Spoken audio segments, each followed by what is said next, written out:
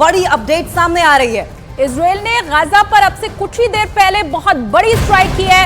इस हवाई हमले के बाद गाजा का आसमान धुएं से भर चुका है। युद्ध के 15वें दिन ये बहुत बड़ी स्ट्राइक कही जा रही है और इससे पहले इजराइल ने हमास के खिलाफ गाजा में जमीनी ऑपरेशन भी शुरू करने का ऐलान किया था। और इन सब के बीच, इन ऐलानों के बीच गाजा के ऊपर इजराइल ने ये बड़ी स्ट्राइक की है। इस वक्त की सबसे बड़ी खबर और इसी खबर से जुड़ी हुई ये एक्सक्लूसिव तस्वीर भी इस वक्त आप देख पा रहे हैं। और देखिए इस बड़ी एयर स्ट्राइक में किस तरीके से गाजा का ये जो इलाका है यहां पर बर्बादी मचाई गई है। गाजा के आसमान में धुएं का गुबार छा गया है और 15वां दिन है युद्ध का और ऐसे में इजराइल और ज्यादा अग्रेसिव होता चला जा रहा है। गाजा पर एक बार फिर से 15वें दिन बड़ी एयर स्ट्राइक की गई है इजराइल की ओर से।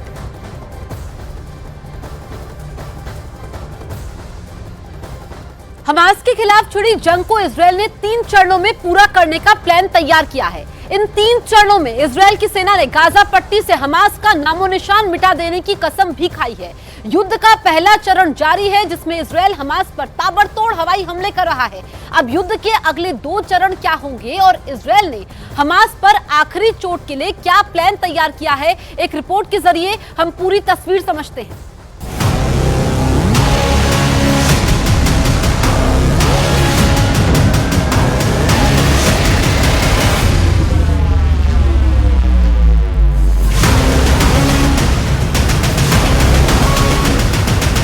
इस बार हमास से बदला नहीं, हमास का समूल विनाश चाहता है इजराइल।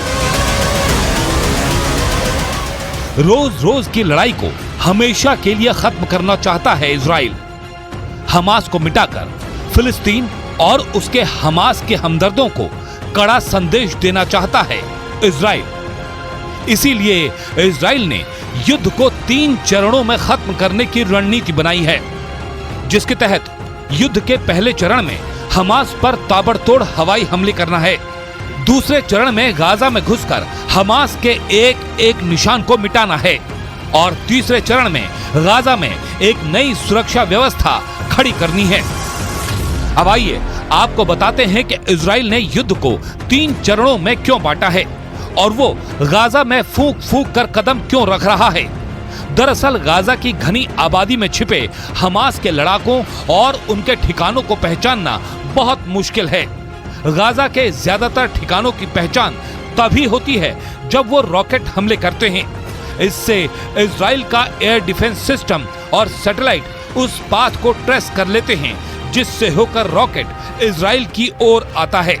इसके बाद इजराइल ठीक उसी लोकेशन पर ड्रोन से मिसाइल दागकर उस जगह को नेस्तनाबूद कर देता है।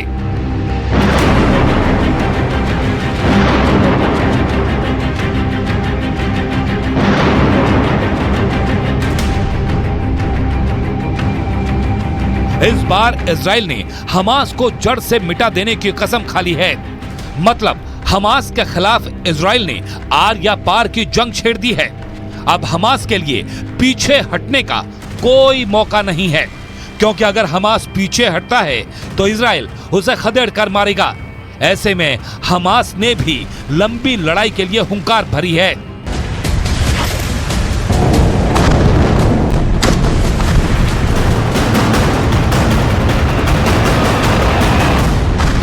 इजराइल के रक्षा मंत्री योव गैलेंट ने कहा कि इजराइल अभी इस युद्ध के पहले चरण में है, जिसमें हमास को हराने और उसके ठिकानों को तबाह करना शामिल है। इसीलिए हमास पर इजराइल के हमले जारी हैं और हमास के लड़ाकों और उसके बुनियादी ढांचे को नुकसान पहुंचाया जा रहा है। צה"ל ממשיך להיערך לשלב הבא של המלחמה, התמרון. הכוחות נמצאים בשטח, מתאמנים, מתארגנים, לומדים, מתחקרים, לומדים כבר את כל מה שקרה בלחימה עד כה ואת הלקחים שעליהם להפיק.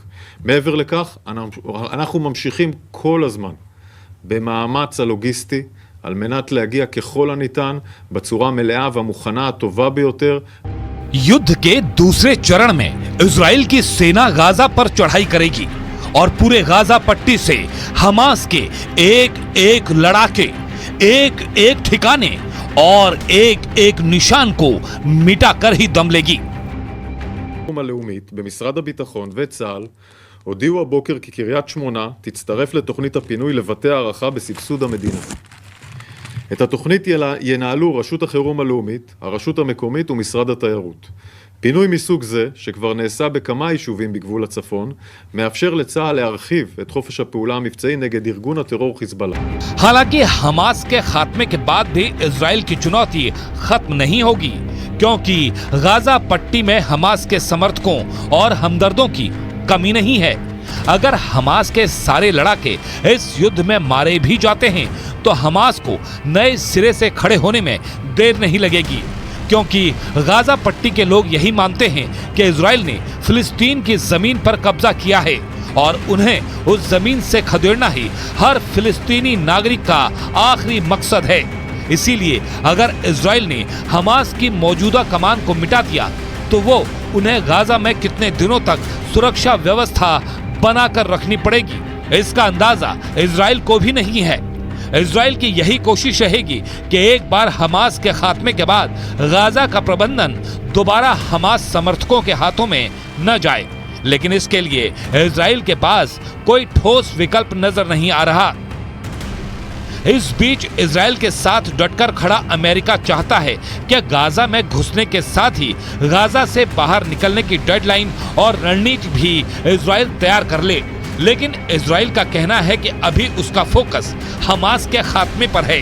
लेकिन इजराइल अमेरिका की बात अनसुनी कर उसे नाराज भी नहीं कर सकता, इसलिए गाजा में जमीनी ऑपरेशन शुरू करने से पहले अमेरिकी अधिकारियों के साथ इजरायली सेना को अपना एग्जिट प्लान शेयर करना होगा। और गाजा में घुसने के बाद सब कुछ प्लान के मुताबिक रहा तो इजराइल को अमेरिका से किया वादा निभाना होगा और गाजा को जल्द से जल्द छोड़ना होगा, क्योंकि कुछ दिन पहले अमेरिकी राष्ट्रपति जो बाइडेन ने भी कहा था कि अगर इजराइल गाजा पर कब्जा करने की सोच रहा है तो ये उसकी बड़ी भारी गलती होगी।